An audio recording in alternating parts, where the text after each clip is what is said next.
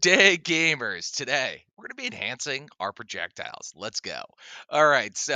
Uh, last class, we sort of coded our projectiles a bit. This one, and this is going to differ slightly from the text instructions. I'm going to make it so instead of like the text instructions have you creating an animation and making it so that the enemies are sort of like broken and our projectile fixes them. We're not going to go that direction. Instead, we're just going to destroy the enemy when our projectile hits them. So let's go ahead into our projectile script, and we really only have to add one line to destroy the enemy it goes into. Okay, so if we go ahead here, and when I give you the project, I'll probably have it so that it will have a health system, but that's besides the point. So we're just going to go ahead and I can just copy and paste this because right now we'll just use the logic that destroys the projectile when it goes into something instead of just destroy that game object that's going to let's say unalive the projectile. This is going to go ahead and destroy the thing it is slamming into, which we did last time we did our physics system. Was it the physics matrix?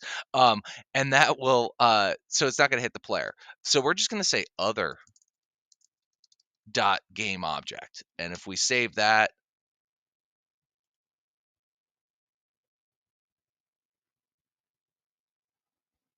very good, very good. Okay, so then we go ahead and if we throw a projectile at the enemy, it's going to destroy it.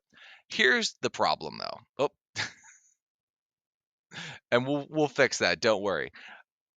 This is another problem. We'll fix that. But if we go to scene, you're going to see like this projectile is traveling through space and time on an excellent journey. You know, eventually, like we could have some issues where if we have,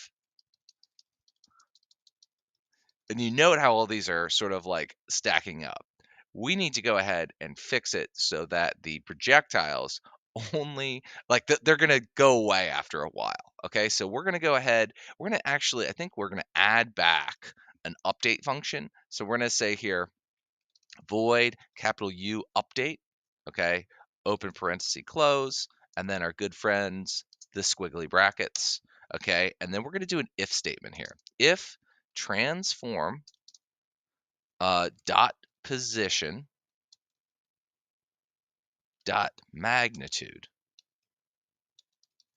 is greater than 100.0f, okay, and then we'll end that. Oh, I never put the parentheses. There we go. So this is basically our if statement. This is the test, and then we're gonna then indicate our code, like in our code, what we want to do. We can go ahead and we can just grab this, and we'll pop that in, and that will then basically say like after a while, like if it's going, we're gonna destroy that object. So let's make sure that we're good to go here.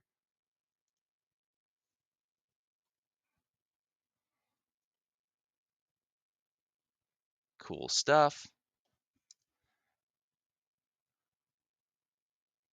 And let's go kind of like so we're not destroying that. And eventually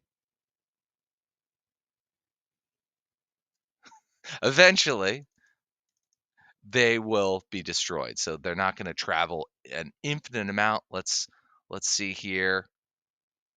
And there we go. So you see, as it reaches 100, it's going to delete that. So that should be good for like most.